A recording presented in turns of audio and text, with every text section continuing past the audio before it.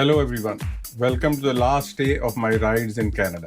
This is where the adventure ends. A Lil Munchly, my little BMW rental, finally goes home. I'm starting out from Milton, and if you have followed my journey, saying goodbye is not my specialty.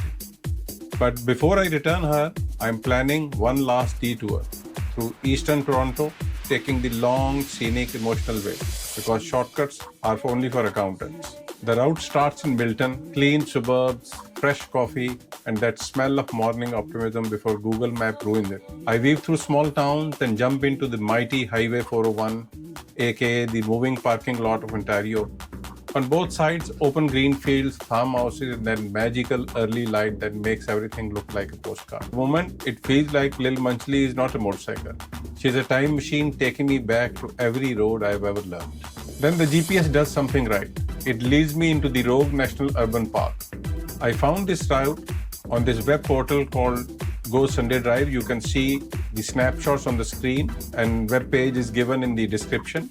And since this route was on my way to return Munchly, I thought this is a perfect one to take on my last ride. Now this place is wild, literally. 1 minute you're in the city, next minute you're crossing a bridge so narrow it looks like it was designed by IKEA. Cars, bikes, hikers, squirrels, everyone taking turns past like civilized Canadians. It's the kind of road where you wave at people you will never meet again, and somehow it feels good. Every few minutes the scenery changes, dense jungle, open patches, underpasses, where I duck even though there's space. It's peaceful, green, and surprisingly meditative. Except for one car that refused to wait at the bridge. May his GPS always reroute.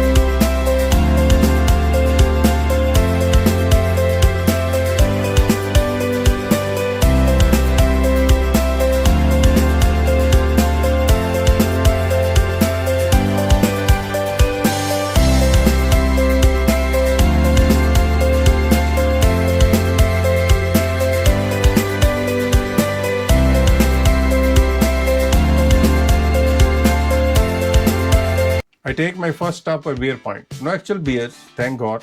Just a quiet spot with a small river running below and trees whispering above.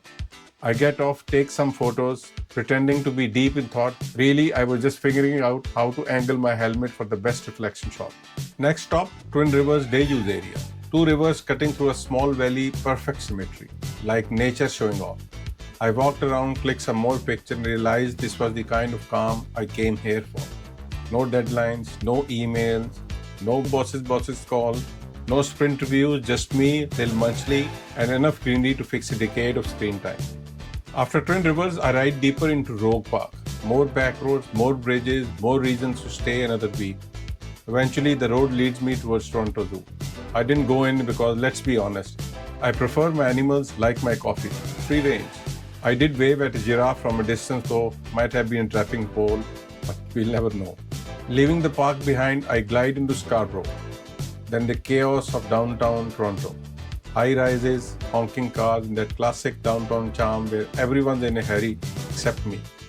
Because this was it, the last few kilometers with Lil Munchly. And I wanted to sever every traffic light. And then the final stop, Flying Squirrel Motorcycle Café.